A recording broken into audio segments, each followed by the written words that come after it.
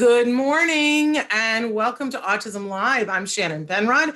We are coming to you live from a room in my house. And we're going to be coming to you live from rooms in several people's houses. Thrilled to be here with you on this Wednesday morning. I can't tell you how much it means to me to be able to have this time with you. It's very dear to my heart. Thrilled that you guys are here. We're going to be with you live for the next hour. Now, you know that on Wednesdays, we love to welcome Dr. Doreen Granpeesheh, and oh my gosh, she's brilliant, right? And some days we just don't get to have her because some days the world needs her more than we do. And we, especially when it's a kiddo or something, we have to be willing to let her go to that, right? But when we're lucky, when she's not here, we have another brilliant mind who can fill in for us, and that is Evelyn Kung. And we are lucky today, aren't we, Grand? So Evelyn Kung is joining us right now. And Evelyn, tell them what you do, Evelyn, because you do so many things on any given day that I lose track. What is your what's your current title? But you do a lot of things. But you are muted. You are muted. There you go. There I am. Okay. Yeah, I actually don't know what my current title is, but the last 10 years I've been the clinical director at CARD, and we've grown so fast that just things are shuffling. So majority of my job, half of my job is still my favorite, which is still seeing patients and helping supervisors who either want to troubleshoot or have a problem where they're not sure where to go, or if there's a parent who has a very unique concern or a patient who has a very unique concern, then I jump in and I help the supervisors, do some problem solving. And then the other half of my job is taking care of skills and being, adding content to training and things like that. So it's a lot of different things. You are someone that we all run to for advice all the time. I mean, I do, and I know a lot of other people who do, because when all else fails, it's like, well, ask Evelyn. Evelyn will know, and often Evelyn does. And we all adore you, and you just bring a calm presence across everything. But a lot has changed and been changing in the world, if not everywhere else. So I appreciate you saying, I don't know what my title is anymore, because right now it feels like during this COVID emergency, we all have taken on other tasks. I am a graphic designer now, and I never planned to be a graphic designer, but I'm a graphic designer right now. So if you were looking at some of the graphics that we put out and you're like, who did that? That would be me. That would be me in the late hours and the early mornings making so everybody's been pressed into service wherever you can. Exactly. It's all hands on deck. So I appreciate that you are two of the most capable hands on deck. So thank you so much for being with us. I do want to say that Evelyn is going to be with us for this hour live, and she's going to be answering questions. You guys can be writing in a lot of different places. You already have been, but for those of you who are new, we have new viewers every day. Welcome, welcome, welcome. We want to tell you some of the different places where you can watch the show and some of the places where you can ask a question. The first question that was written in a couple of hours this morning, somebody wrote it and said, can you please tell us again when we're live? Well, I can do that, but hopefully you're watching the live show to be able to do that. We are live Monday through Friday from 10 a.m. to 11 a.m. Pacific time. Now, so if you do the math for whatever time zone you are in the world, but it's 10 a.m. Pacific time, Monday through Friday, that we are live. I also want to tell you that you can be watching the live show on our homepage, autism-live.com. Lots of things to do on that page. You can chat with us for free, anonymously on that page. You can check out our previous toy guides. You can search 9 years of videos that we've done, all kinds of things that you can do there, right? But it's not the only place that you can watch us. We have our own YouTube channel. We are on Facebook Live. We have a Facebook page, and we're on Facebook Live. We are also on Twitter and Periscope. All of those live, all of those you can interact with us. Now, after the show,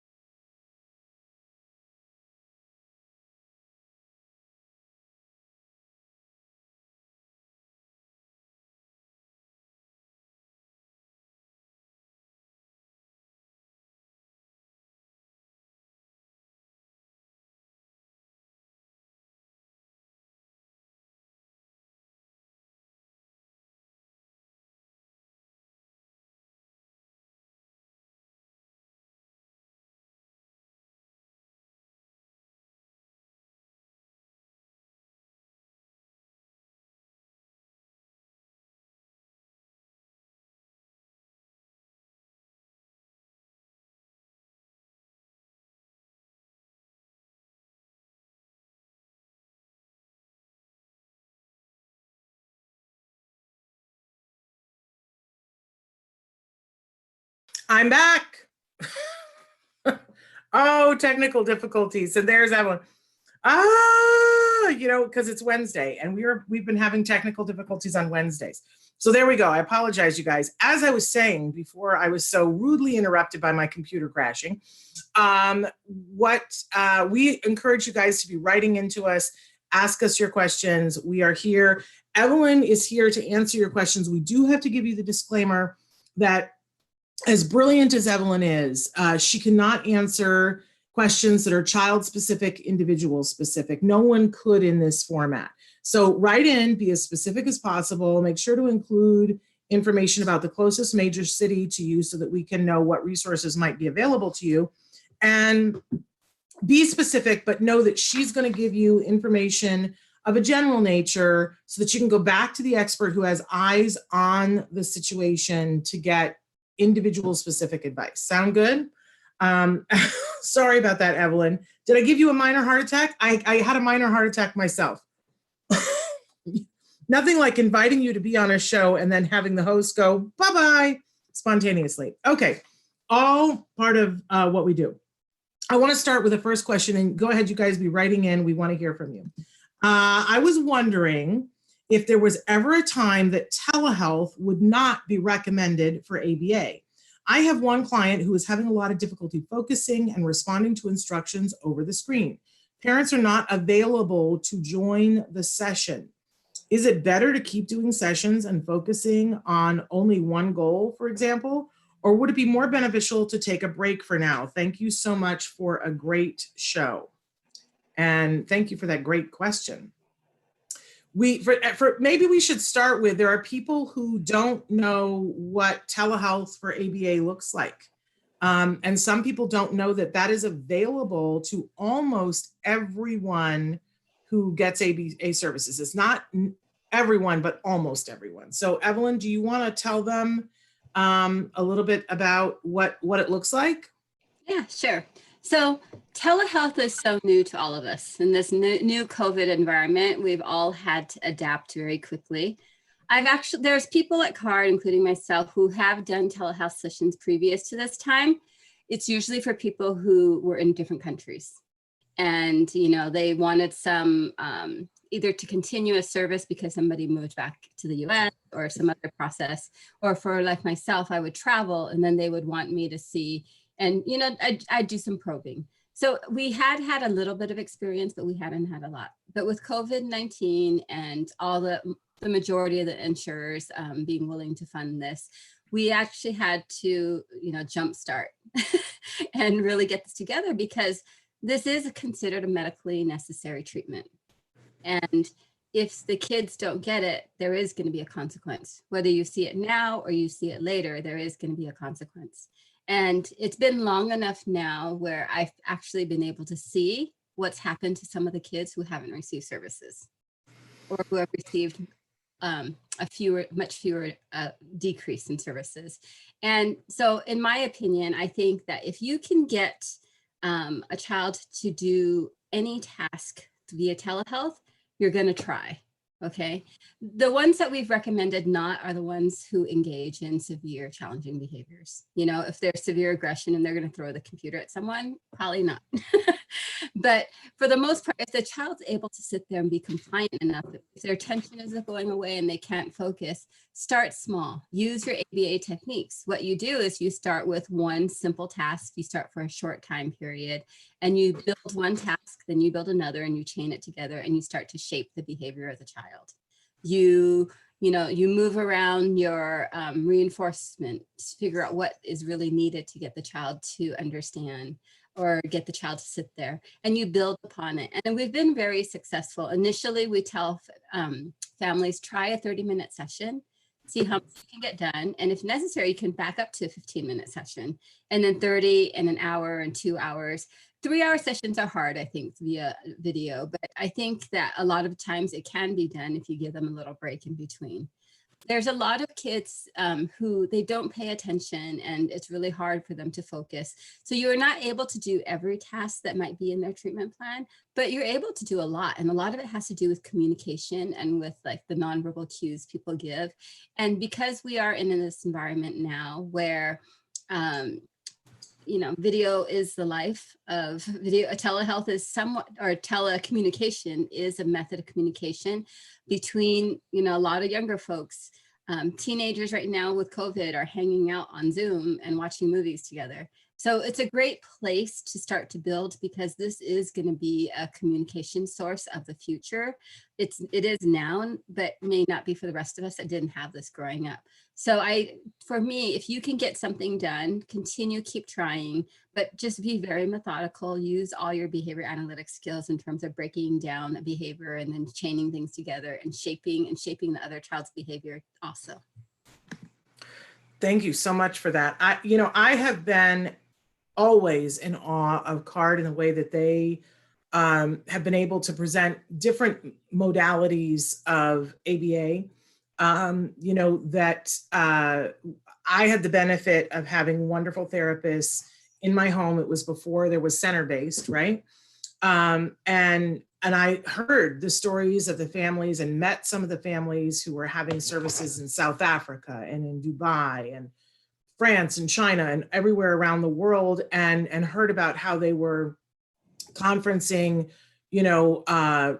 on the phone, and then later when there was Skype. I mean, I was just absolutely amazed and thrilled to hear the stories of the kids who were doing well.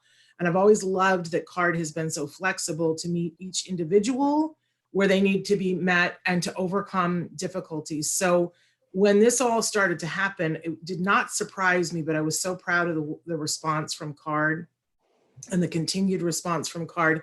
And I just want to say that, one of the things that that CARD has done, they don't have just one mode of telehealth. They have 3 different modes of telehealth, depending on how much support the kids need. And what I hear in that question is that the parents aren't available. And I know that that is a circumstance in many families, because many people like us are working, and so it becomes a really difficult thing.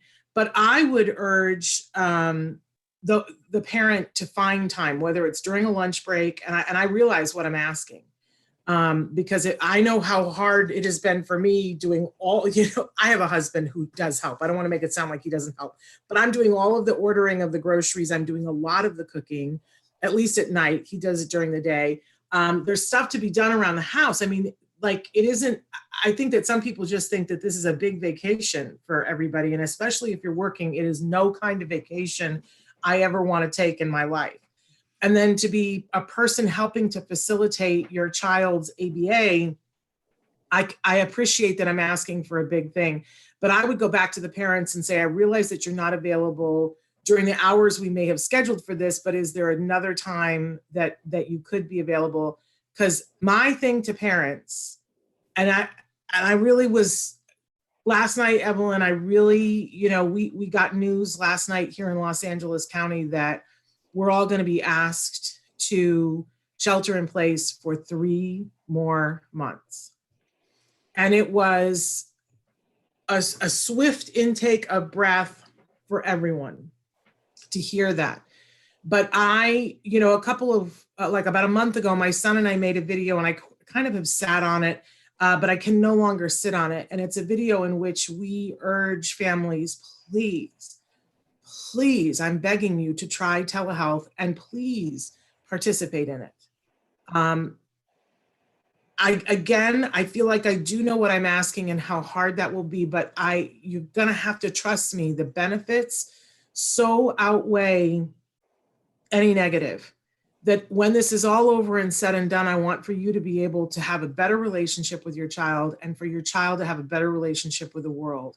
And if we are going to stay in some places sheltering in place for this many more months, you have to find the way that you can keep ABA therapy going. And if the only way you have is telehealth, I'm just going to beg you to please grab it with both hands and hang on tight. And what I hear from families, the parents who are doing this for however many hours that they're doing, they're saying, I am learning so much. Yeah. 2 parents that said to me, I didn't know that this is what I have needed all along. Because the therapist, you're there, with the computer, and the therapist is on the computer telling you exactly what to do. You don't have to know it. You don't have to think it through. You don't have to plan. They're going to talk you through the thing. Parents, please, I beg you, put Can I add this, to that? please. Yes.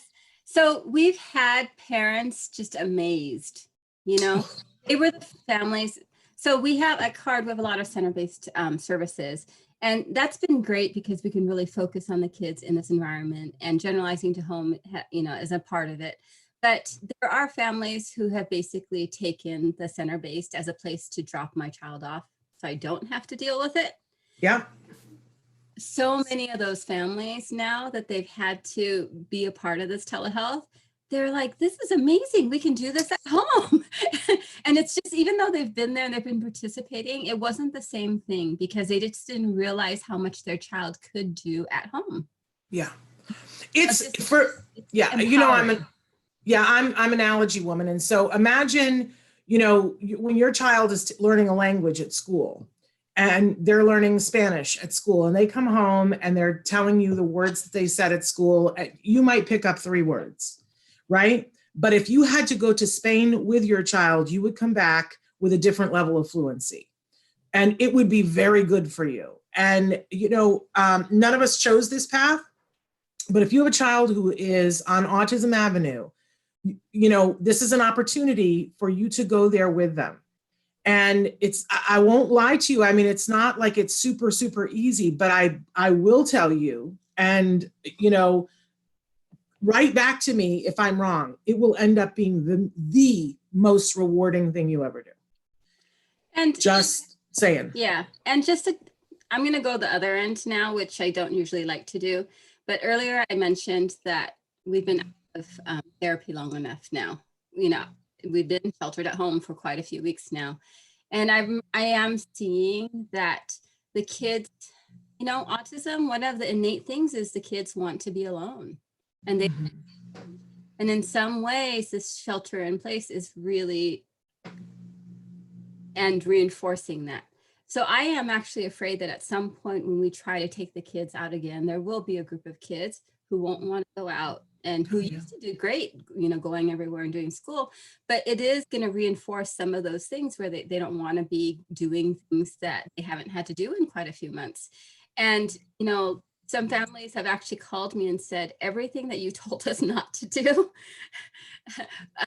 it's happening because they can't go out, they can't get exposed to people, they're not forced to interact with anyone, where they really have to on a consistent basis.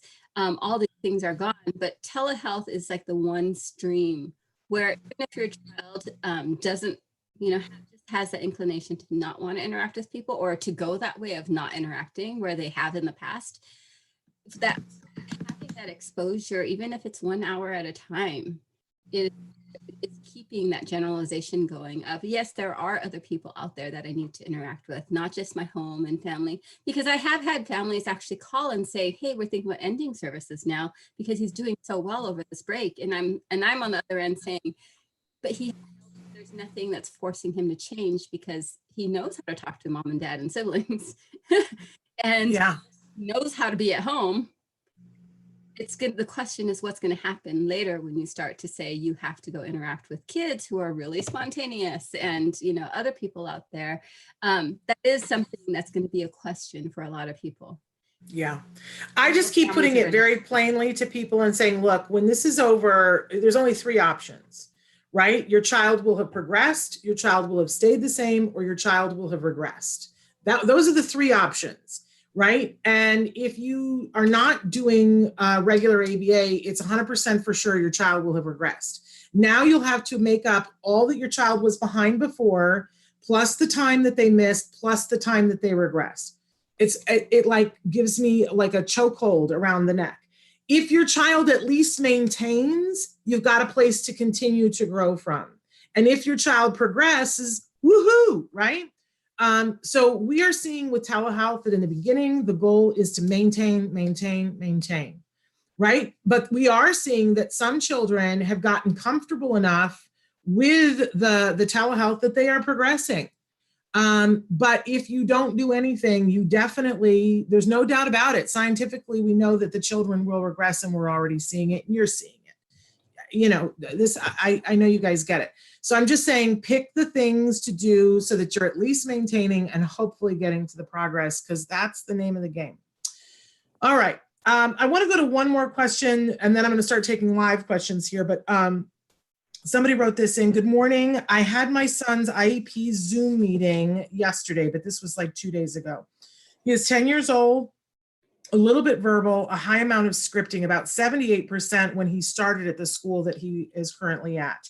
They placed him with ASD1 with abilities to write, answer some WH questions. He can dress himself, read short sentences, write and spell some sight words. For 2 years, they kept him at the same level, and the scripting increased to up to 100% according to their data. She says that I have noticed decreases because they did not apply the recommendations on the IEP for almost 2 years, and that during that time, she did not receive feedback from the speech therapist or the OT. With his ABA hours at home, however, it's a different story. Things are getting better. Our BCBA explained to them that based on the VB map, he is at a different level, but the school recommended that they should keep their son at ASD 1. She said no, because the placement has not been effective for 2 years. Please, I need some advice. What should I do? I'm planning to homeschool my son by the time I get a lawyer to fight them, and thank you. And can I just say before you answer this, Evelyn, that tomorrow night we are having a very special town hall meeting at 4 o'clock Pacific time with special education attorney Bonnie Yates.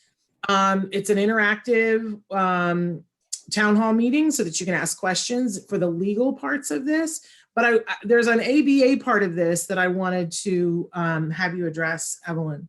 But check out on Autism Live's Facebook page to know how to get on to that meeting tomorrow with Evelyn Kung. With Bonnie Yates. Oh, you're Evelyn Kung. Thank you. Bonnie Yates tomorrow, special education attorney Evelyn Kung here now. Yes. Sorry. Yes. Okay. So I have to say this part, which Bonnie will say tomorrow, is the goals drive your services. So if for 2 years your goals have stayed the same and your child has not made progress, there's definitely something wrong. And especially if now they say that his skills are going backwards, there is really something wrong. And if your BCBA at home is saying he's at another level now, the BCBA needs to share with them. And there needs to be some kind of intervention that bridges the gap between home and school. Okay. And the best way to do that would be to have your BCBA start consulting with your district or with the school, the environment, to start bringing over some of those goals, some of the things that he's learned at home need to be generalized to the school setting, need to be generalized to the teacher and to peers and everybody around, in his environment. So it's important that those goals, that there be some kind of working together where you become a team and be able to have the goal. The BCBA knows what works for him already at home. So now it's time to generalize. So it's time for her to share that. And, a lot of times BCBAs are willing to share, but maybe the schools aren't so happy to receive. And sometimes the BCBAs can be very rigid too and don't want to compromise. So you have that issue too. So you want to collaborate. It's your son's progress. It's great that he's been making changes at home because it shows you the potential is there and he's making those changes. One of the things that I always tell people about stereotypy or scripting or any type of self-stimulatory behavior is that there are studies there that show that the more stereotypy there is, the less functional skills there are. And the higher the functional skills move, the lower the stereotypy goes, because they only have so much time in their day. So it's gonna go one way or the other. And it's usually a balance. When stereotypy is very high, functional behavior goes down. When functional behavior goes up, stereotypy goes down. And you see that movement all the time in learning. So if his stereotypy is actually increasing and his scripting is 100%, it's not a good thing. That means that at school, he's probably not forced to use any of the skills he knows how to use. Okay. So, there's a lot of, whether it's the one-on-one that's ABA trained and can bridge the gap for consistency and generalization, or whether it's training somebody at the school to understand what his baseline skills are and how to increase them, that's going to be something. But one of the things I have to say to you is kids who script and kids who can learn a lot of the skills that you mentioned have a lot of potential. So there's a big chance that if you really push this into the school setting and that generalization, he probably will be able to do a whole lot more than he's doing now. So you really want that because he's young enough where he's going to make a lot of change. And you need him to make those changes young because it takes a while for them to take. It takes a while. They might master a skill, but doing it every day at a fluent level is a whole different skill. So you want to do this as fast as you can. And maybe school right now isn't the place for him, but if you're going to homeschool, what it shows you is that he needs a generalized environment to generalize his skills in. Because for whatever reason, he is not generalizing those skills that he's learning at home and making progress into that setting. So if you do homeschool, you need to find another social setting to bridge those skills, because right now he's not bridging them. And that is a concern for me, as like, if I'm listening to everything that you're saying, it's great that he has potential, which I want to push even more. When I see kids have this kind of potential, I'm all about parents need to know that they have the potential. And they need to know it at a level where they're going to be really willing to push it. And I know that in smaller school settings or smaller towns, it's hard when you know everybody, and it's harder to like push the agenda at the school if the principal lives next door to you, and things like that. But those are things to contend with because your kid needs to learn it now, and there needs to be a generalization component. And, it very much shows you that if he's not bringing those skills over to the school, if you homeschool, you have to have another social environment for him to generalize to, because it's not working right now with it just at home. He's learning a lot, which is great, but it's not moving to any other environment. And in the long run, we need him to be functional across all environments with whoever is there. And that's the big goal. So, I would really encourage you ABA wise, there's lots of opportunities, whether it's getting, your home therapist to be an aide at school for part of the time or all the time, whatever the BCBA recommends, or if it's training, having your BCBA train an aide, a paraprofessional at school, be able to implement, the behavior intervention plans and the skills, or whether it's just like providing consultation that might help. There's a lot of different things get be done, but you need to collaborate with the school setting so that they can get things done. And, IEPs are, this is IEP season. Normally we would have done a lot of them by now. And actually I've done a few already via Zoom, and they are a little bit different when they're on Zoom because not everybody gets to talk, and you can see it's not as interactive as it would be if you were there in person. But for the most part, you can meet with them monthly and get check-ins. You have the right as a parent. You can say like, hey, I think, I can't remember what it is, but I know Bonnie will know, but you can call an IEP every 30 days if you want. Yeah. And so there has to be some communication on progress or lack of progress between the home and school environments.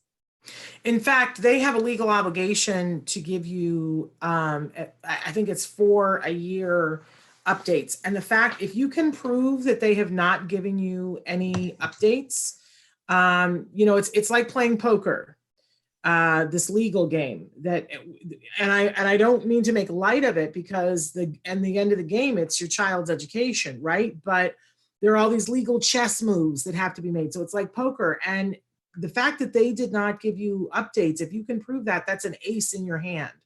I really want to encourage you to get legal help. You mentioned that you're talking about getting a lawyer.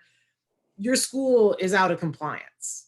That's the phrase for it. They are out of compliance. They are not utilizing the IEP. They're not even following the letter of the law, which is that they have to give you updates. I wanted you to hear all the ABA parts of it, but I think, it's very hard to say on this much information, but it seems clear your school is out of compliance. So a lawyer is going to help you to maximize what you get out of that, which often is that you get the right program.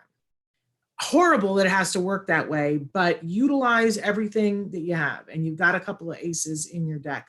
But by the way, she said, thank you, Evelyn, and said, thank you for this wonderful show. Good. I'm glad that we had an opportunity to talk about that.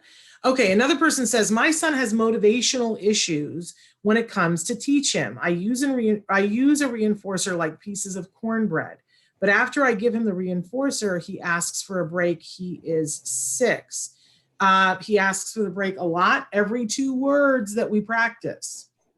So what would you like to say about that, Ellen? You definitely need what we call a reinforcement inventory. you can't depend on just one reinforcer for any child out there. You know, you need a whole range, and you need to know what's the strongest reinforcer, what's the middle level, and what might get by, you know. And you need to take in situations where with food, you can't satiate on it. Okay, because the minute if he gets all of the cornbread right away and he's done, there's nothing to work for anymore. When I used to be a therapist, we used to laugh because we used to take, like, you know, the mini M&Ms, and I'd have parents cut the mini M&Ms in half. Look at me like, really? Uh-huh. Yeah. Because I need him to work as much as he can, and I need as many trials to happen as fast as possible. So yeah, we're gonna split these mini M&Ms into 2 pieces. You know, like right now, this is what we're not gonna do it forever, but until he figures out that getting things right is reinforcing in itself, we need supplementary material, and we need a lot of it. So the kids that like music, you know, the beginning of The Lion King, when Mufasa, that first, like, I used to make for a kid go 3 hours for each part of just the beginning. And then at the very end of the session, he could hear the whole song. That's awesome. And the parents would just, initially they'd be like, what are you doing? This isn't reinforcing. But for the kid, it was enough to just hear like that 1 or 2 seconds for every part of the song. And, you know, and it varied. And we only did that for a little while because I just needed him to get to the point where the pairing of my positive words paired with whatever the reinforcer was, that it was a good thing.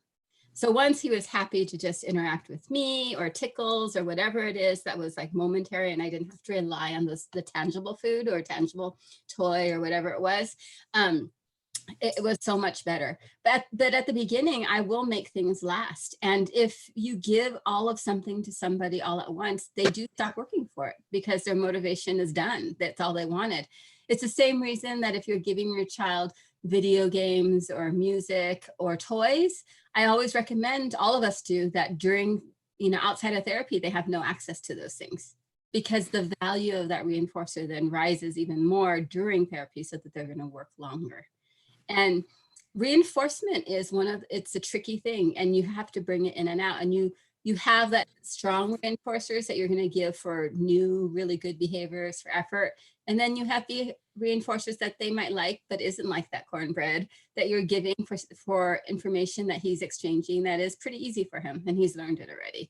And so varying it and not letting them satiate on it really does help keep them working.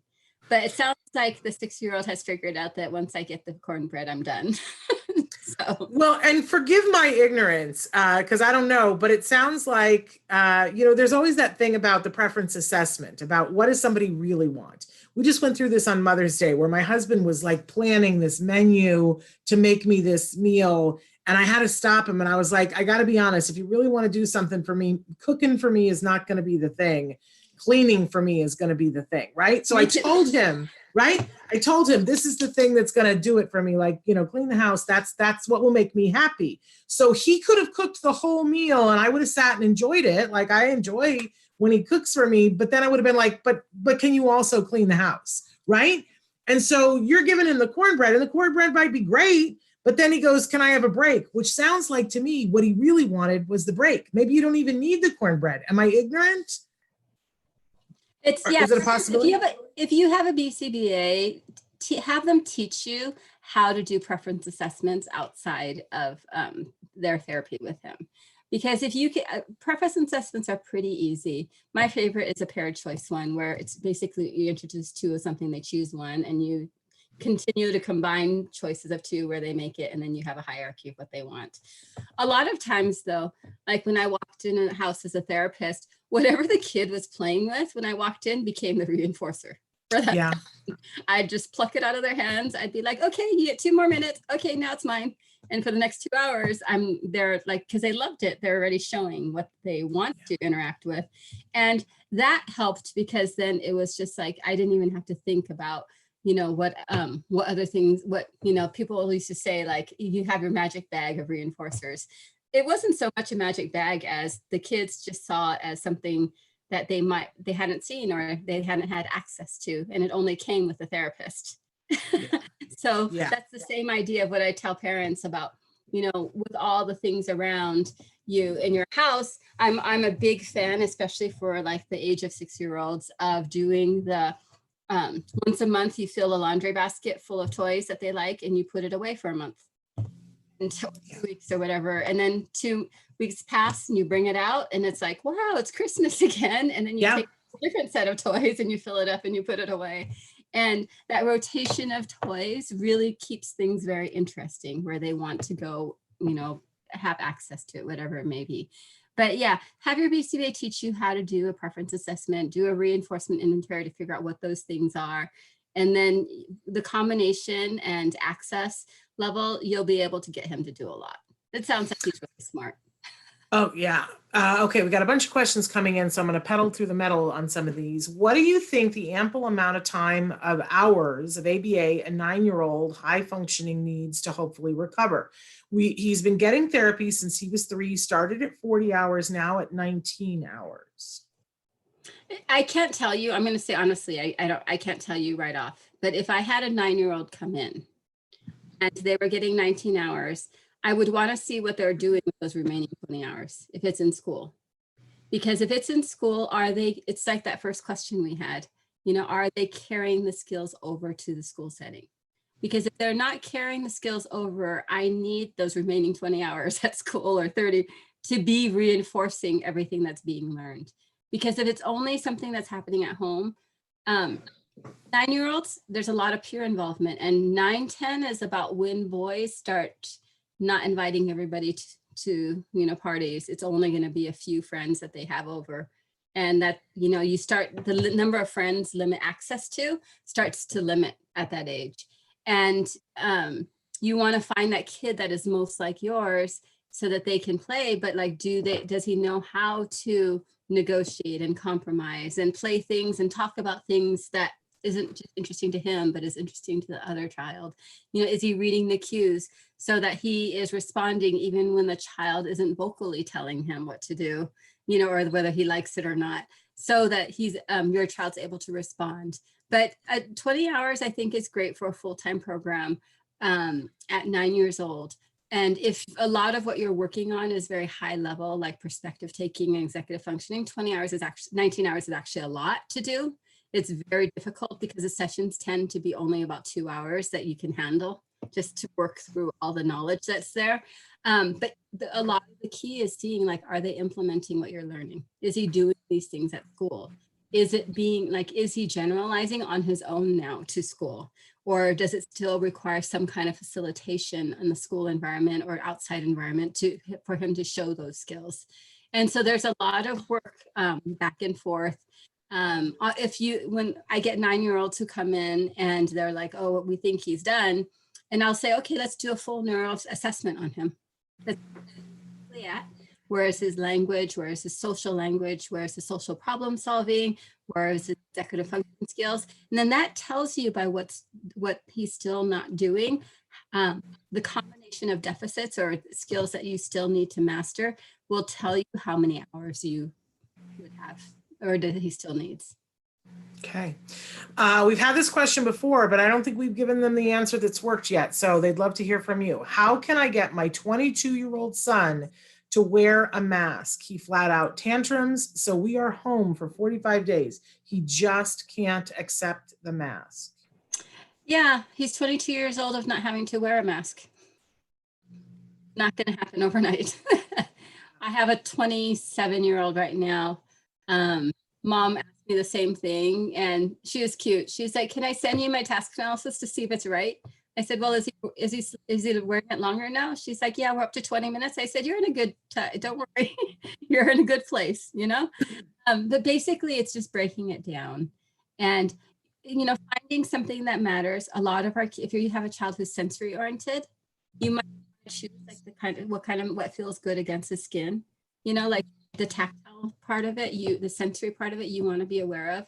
I've had different kids where we just like the kids, what kind of pinky or what kind of thing they like on their face. There's you can go about it that way. You're going to probe, like, what does he like on his face? And then if he likes, or if he's really into a certain character or anime or whatever it is, that can be a part of the mask too. And you're going to have him choose, like have him be a part of the process of like the preference assessment. Like, does it like the way it feels? Does it like the way it looks? Is he okay with it behind his ears, or is it going to be a systematic desensitization of getting it tied behind his head? You want to go through the whole process of each part of the mask to see what will work. And then whatever works, you start with 1 minute, 2 minutes, 3 minutes, 5 minutes, and you slowly build, and you have a reinforcer that he gets for it.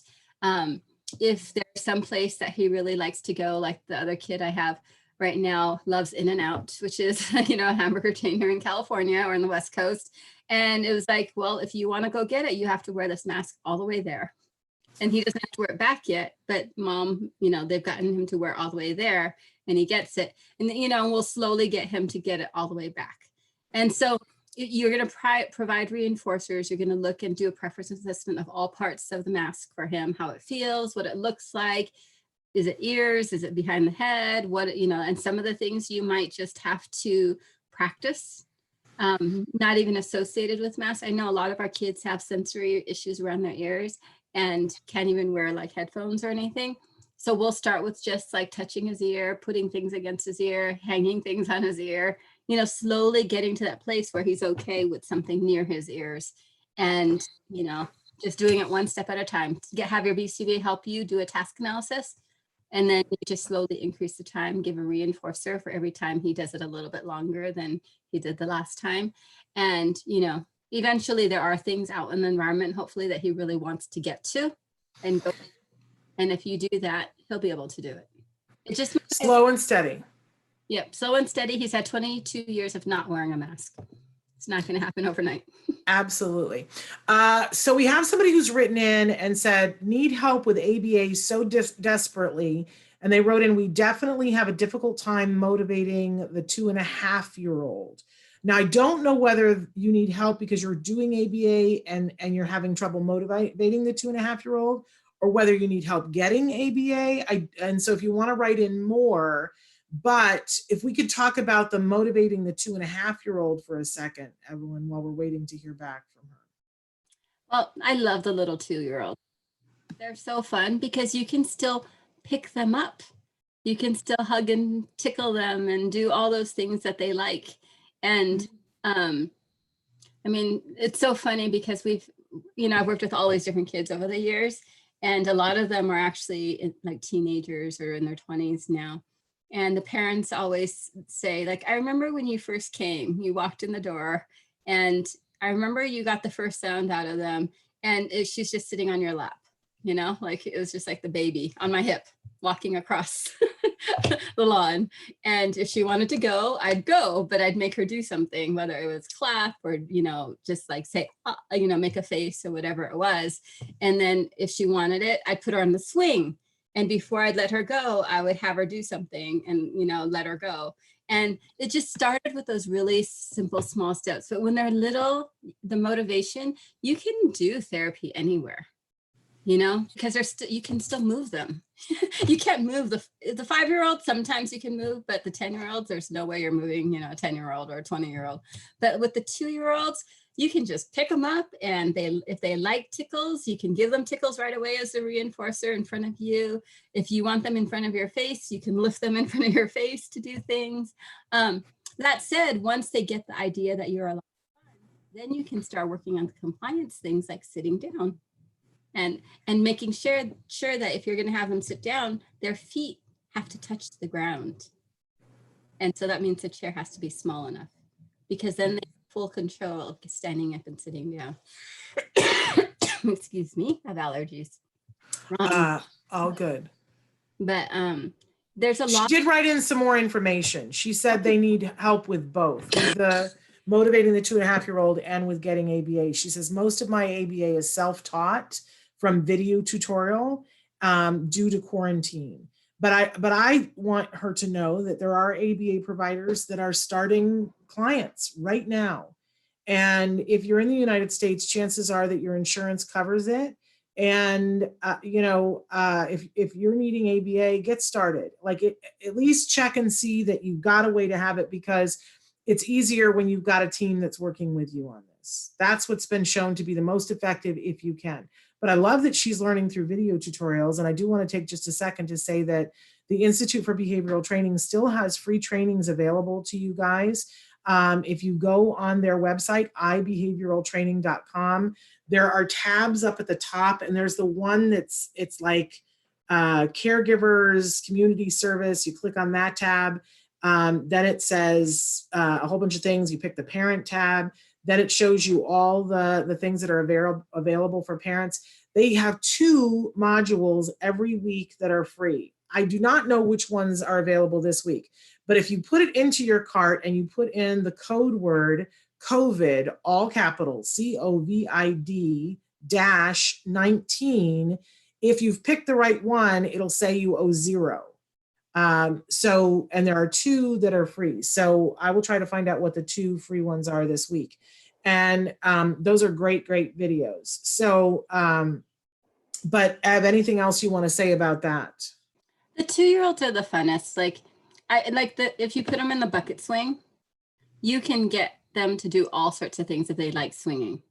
If they don't like swinging, you can, if they liked being like rolled up in a blanket, you can roll them in a blanket and let go when, you know, like you can get them to clap and imitate.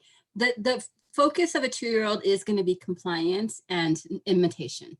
If you just work on those nonverbal imitation, if you really just work on those 2 things, getting them to have some body awareness that they can get their hands to clap when you clap, touch their head when you touch their head. That's what other 2-year-olds are doing right now, is they're just imitating everything that's around them.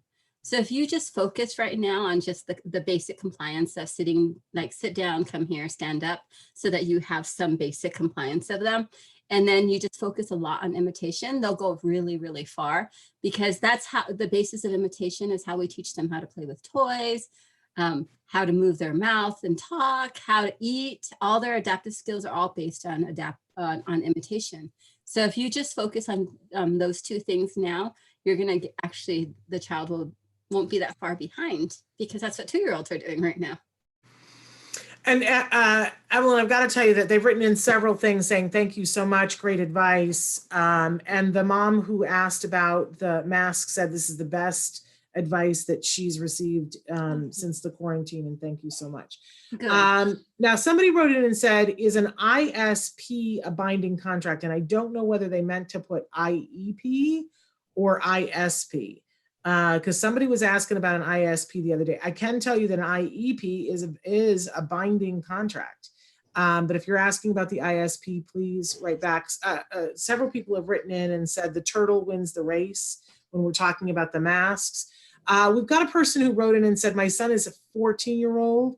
He has been rejecting some caregivers he used to like. And that's, we've been hearing this from several different parents, things that the kiddo liked before, people that the kiddo liked before, now we're in quarantine, they don't like them anymore. Any advice for that? Well, it's kind of like, you know, sometimes typical kids will take their parents for granted because they're always around.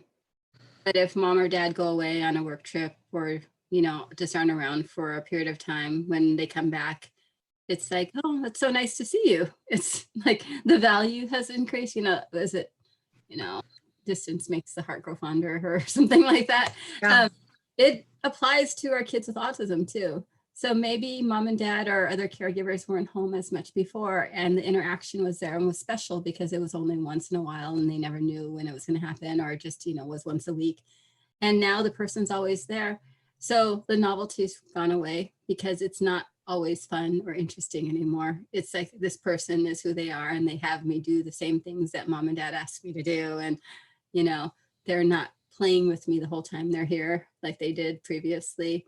So usually what I say in those situations is each one of them should create an activity or something that they do with a kid that kid does with nobody else.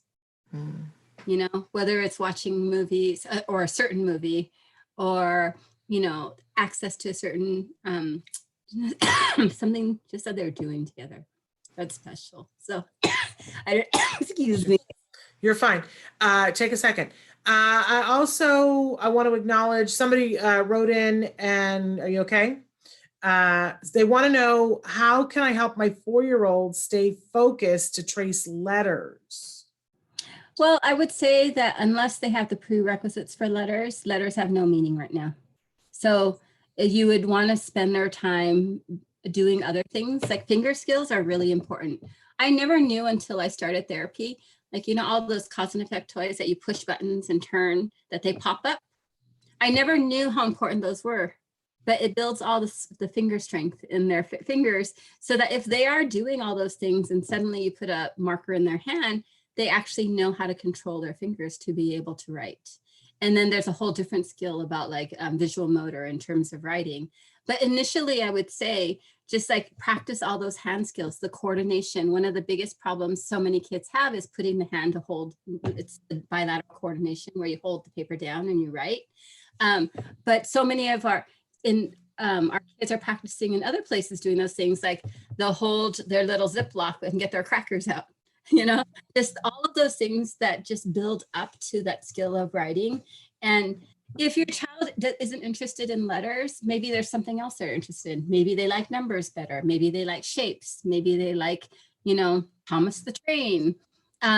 There's just a lot of different other kind of like that hand-eye coordination that you can practice. It doesn't have to be a letters initially. What you need to get to the motor skill of being able to get to that point of being able to do it. So many of our kids never played with any of those toys and never did a lot of those motor skills previous to writing. And then suddenly we put them in school and we expect them to write.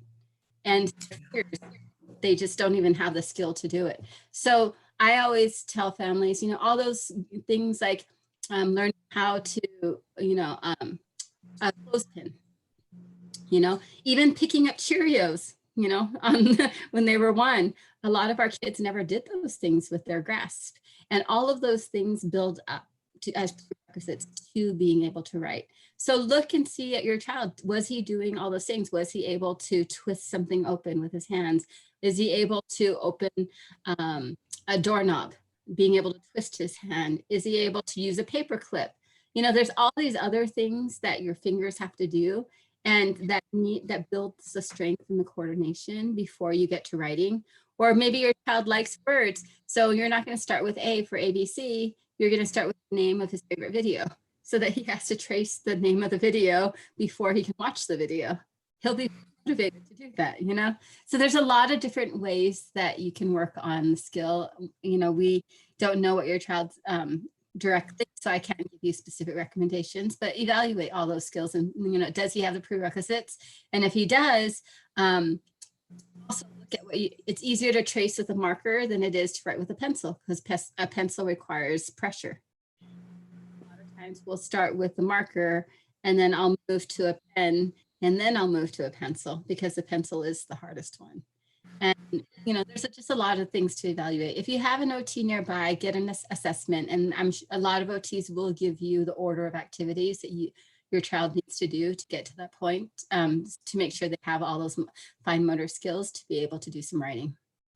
And we have on our Pinterest page, the Autism Live Pinterest page, there's a whole thing that is just on fine motor skills. And it's all a bunch of games to play that work on the pincer grasp and the tri grasp. And none of them have anything to do, none of them are a handwriting skill. They're all other exercises that are fun games to play that build those skills. So absolutely love that. All right, we are almost out of time here. I'm going to try to squeeze one more question in, but for the parent who wrote in and said it is ISP that you're talking about, that's outside my knowledge. And so I know what it is. Okay, then do that one. Okay, talk about it. I think it's an individualized service. Or is it ISP, or is that ISA, individualized service agreement? Is it that it is? Because that's basically the agreement between the school after the IEP. It's a contract for like one parent. It's not like a master contract where a lot of parents, you know, for a lot of kids, but it basically puts the services of what was agreed in the IEP into play. It is a contract. It's just for one person. If that's what he's talking about, I think that might be it. Now, there are a couple of people that we're not going to get to your questions, but I want to give you something before we go. We have a question about skills. So the person who wrote in about skills, who said, I'm there and I just don't know what to start with, write to me and I'll get that question to Evelyn. For the parent who wrote in and said that your child only wants to play video games and is 7, is getting 1 hour of telehealth per week, I want to tell you that reach out to me, but let's make sure that you're getting all the caregiver collaboration that you possibly can so that they can help you to get through this period of time, because our kiddos like what they like. If I could just sit right now, because with this COVID thing, if I could sit and just play a game and have everybody leave me alone, I would. Yeah. I just would. But your supervisor can help you with this. Write to me. I'll make sure that Ev is CC'd on it, but let's get you more. 1 hour of telehealth a week is just an annoyance because it's something taking him off of the video game. I see Ev shaking her head. I'm not completely in love. And if he can do video games, he can do a lot of telehealth. Yes, but 1 hour a week is not going to get it done. Yeah. And he's going to be like, that's just an annoyance, right? It's going to take more for him to be excited. Okay, I'm so sorry that we're not getting to more of your questions, you guys, but really excited. Tomorrow, you're going to want to make sure that you want to tune in the morning. We've got a wonderful young man who's a motivational speaker who's on the spectrum. And he's got some exciting news for you. And he's someone who was tested positive for COVID earlier last month and is doing great now. So great inspirational message that he's got for you guys. I know that you're going to want to tune in for that, but don't forget tomorrow night, we have that, it's a town hall, and it is, the title of it is The State of Special Education, and Bonnie Yates is going to give us up to the minute information. There's been some very important directives that have come out from Betsy DeVos. You need to know what they are and how they affect your child's special education. We have to stay informed because things are changing minute by minute. And most of your IEPs are out of compliance. The school is aware of that. They're going to have to make reparations. This is information that you need so that you get exactly what your child is entitled to. I want to take a second to thank Evelyn Kung for being with us today. What a joy and a treat it has been to be here with you. And I know that Dr. Grandpuchet was thrilled to hear that you would be filling in for her. But it is always a pleasure to be here with you, Evelyn. Thank you so much. It's always fun to talk to you guys. Thank you. And we will be back tomorrow. Until then, give your kiddos a hug from me and one for you too. Bye-bye for now.